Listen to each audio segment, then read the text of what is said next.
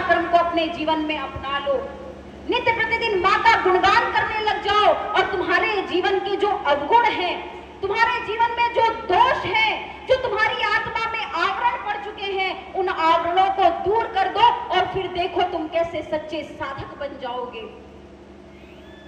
इस भौतिकतावाद की दौड़ में दौड़ तो रहे हो, मगर क्या कभी ठहर करके विचार करते हो कि यह मानव जीवन हमें प्राप्त किस लिए हुआ है? कहते हैं बड़े भाग्य से मानव जीवन प्राप्त होता है। देवताओं के लिए भी मानव जीवन दुर्लभ होता है। इसी मानव जीवन को प्राप्त करके ऋषियों मुनियों ने कुंडली जागृत की है। इसी मानव कृष्ण ने इस धरा पर धर्म की स्थापना की है।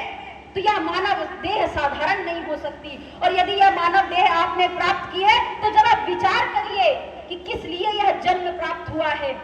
अनेकों अनेकों जन्म जी करके आए हो और न जाने आगे और कितने जन्म जीने पड़ जाएंगे, मगर विचार करो उस काल पर जन्म लिया है जब स्वयं परम पूज्य योगी राज श्री शक्तिपुत्र जी महाराज जीवन जी रहे हैं, जो स्वयं संदेश दे रहे हैं कि अपने जीवन को सत्य धर्म के मार्ग पर चला दो।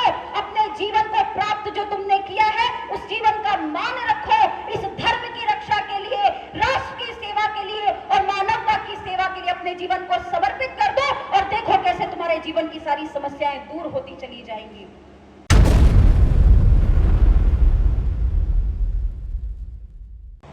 ये जिला स्तरीय, प्रदेश स्तरीय एक एक घंटे की आरती हमारे सभी टीम प्रमुख संगठन के लोग घर घर गांव गांव जाकर के मां की ज्योति घर घर में जलाते हैं।